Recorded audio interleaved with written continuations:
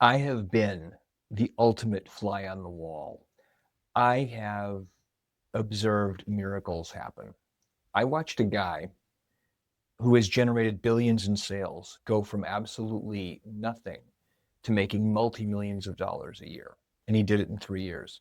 He went from nothing. He went from being released from prison with an ankle bracelet on where they could track him to driving Rolls Royces, Bentleys, and living in a 10,000 square foot house. And in this video, I'm going to show you how he did it. People at the elite, in the elite circles and at the highest levels really do have some key differences from the rest of us. And I'm going to show you what that is. My name is David Krueger. I am the marketing coordinator for the Global Information Network, as well as the other Kevin Trudeau companies. Kevin Trudeau is my friend and mentor who taught me these techniques. I came to work for him about 5 years ago as he was his story about why he went to prison. It was a bit of a tiff with the Federal Trade Commission, and it was a wrongful imprisonment. That's a story for another time. Suffice it to say, he was getting ready to come out, and myself and a few other of his fans were working with him in a volunteer group, and I got to work with him very closely. We became friends, and I came to work for him in some of his business ventures. In that time, I've been able to observe some very interesting things. So that's what I'm going to talk to you about today. The wealthy elite make things happen. They build businesses. They generate sales. They point to a target to say what they're going to do, and it actually happens. Unlike so many of the rest of us who engage in wishful thinking. We want to do a thing and it never happens, or we make an attempt and we fail badly over and over. What makes someone like Kevin Trudeau different? People or his compatriots, or a Donald Trump or an Elon Musk? Because I start to see these things in other successful people that I then observe, either by reading books, watching their comments online, reading interviews with them, and you start to see patterns. Success leaves clues.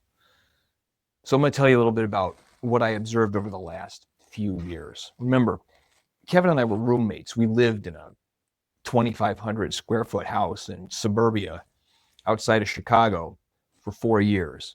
And so I had a lot of personal interaction with him just in daily life, not being lectured to, not being taught, although I was always being taught, just living life, just watching him do things. He would, when he hung out around the house, he wasn't wearing the $10,000 suits. He was wearing what he called his prison clothes, a t-shirt and sweats.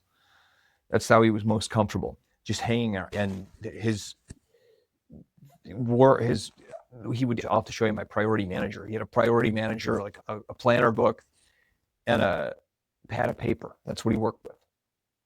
Here's how it worked. And I'll give you a specific point in time. It was 2023, like moving into the third, like around August, September of 2023.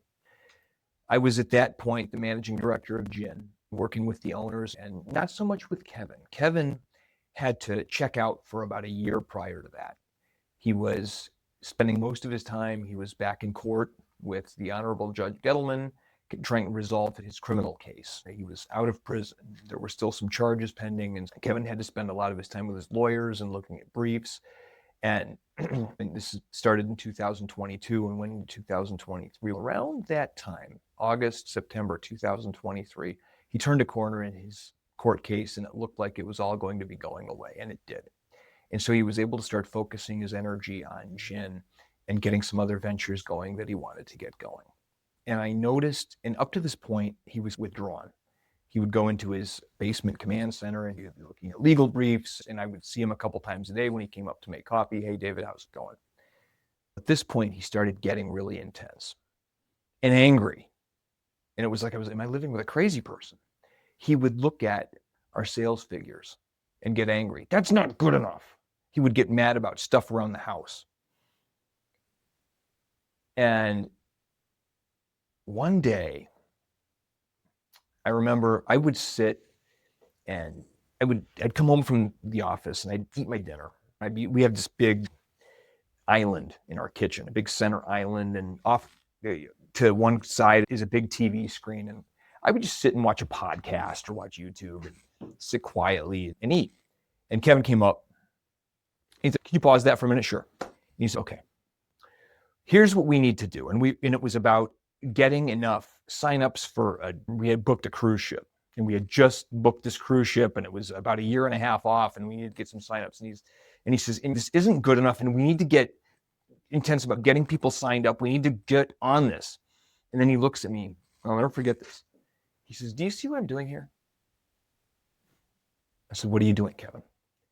We're at this point, and we want to get to this point. And so I'm looking at where we're at in the deficit, and I'm getting angry. And I'm condensing the energy. And he really talked about it like being a Jedi Knight or like a Harry Potter wizard. He says, I'm condensing it. I'm condensing it because when you condense this ball of energy, it's condensed energy. It's more powerful. It's more energy. And that's what anger does. That's what getting frustrated does. See, anger and frustration, we think of them as negative emotions to be avoided at all costs. They're critical, actually, to success. They're critical to creation. They're critical to life on Earth when used properly. So he's like condensing. He's sitting here like this, and he's condensing. He says, this is what I do. I'm getting it condensed. I want you to pay attention. I'm like actually paraphrasing. I want you to pay attention to this right now. I'm condensing this energy. And the image of what I want, the dream, the goal, in this case, it was having this cruise ship filled up, but the goal can be a big house. The goal can be sales figures. And we did this also with sales numbers too. He says, I condense the energy right here. Then I turn around and I'm looking at my dream. And I throw the energy at that. And then I wash my hands of it. I let go of attachment to outcome. And I go have a cup of coffee. And he walked over to the espresso machine, made himself an espresso, and went downstairs. And that was the lesson. And I was just like, huh.